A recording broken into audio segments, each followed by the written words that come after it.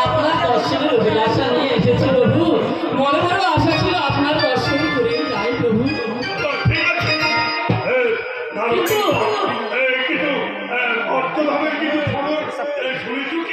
তাই তো আসলাম প্রভু।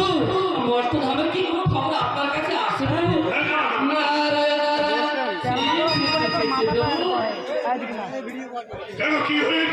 মর্তধামে এত কিছু হয়ে গেল, অথচ আপনি কিছুই জানেন না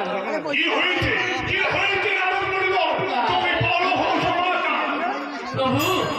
আচ্ছা, আপনারা ধর্মরাজ, সমস্ত আত্মার উদ্দেশ্য।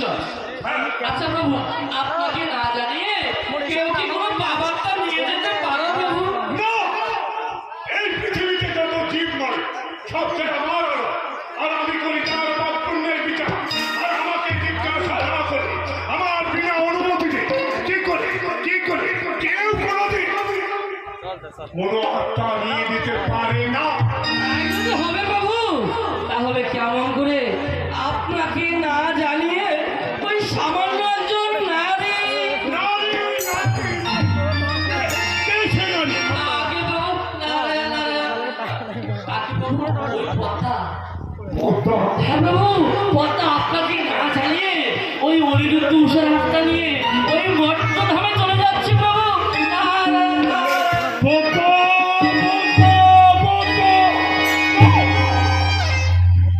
প্রভু এর একটি বিয়ে করুন প্রভু। তুমি একটা কথা মনে রাখবে,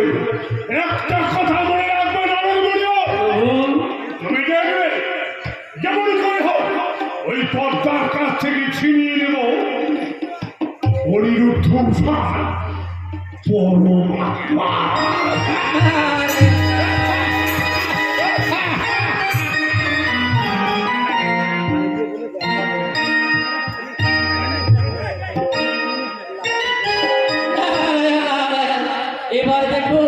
এবারে দেখবো পদ্মা তুমি কেমন করে ওই অনিরুদ্ধ উষার রাস্তা নিয়ে মর্তধামে চলে যাও। এই ধর্মরাজকে খেপিয়ে দিয়েছি তোমার বিরুদ্ধে, তোমার সাথে ধর্মরাজ করবে দ্বন্দ্ব। আর আমি নারদে বলি বসে বসে দেখবো তাহার তামাশা। নারায়ণ নারায়ণ।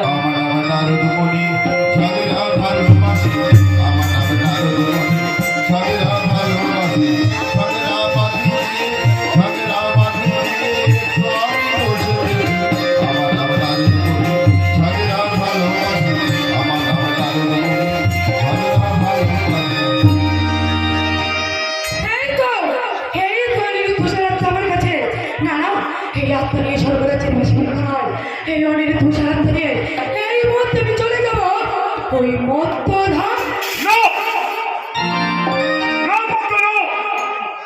সেই সুযোগ তুমি কোনোদিন পাবে না।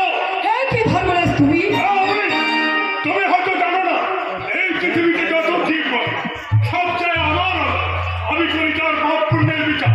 আমাকে জিজ্ঞাসা না করে আমার বিনা অনুমতিতে তুমি কি করে তুমি অনিরুদ্ধ উষার পরমাত্মা নিয়ে ওই মর্তধামে চলে যাচ্ছ। অনিরুদ্ধ উষার রাস্তার অধিকার শুধু আমার। তাই তুমি আমার পথ থেকে সরে দাঁড়াও, আমার ওই মর্তধামে যেতে দাও। আমি শেষবারের মতো জানতে চাই ওই অনিরুদ্ধ উষার পরমাত্মা তুমি আমার হাতে তুলে দেবে কিনা?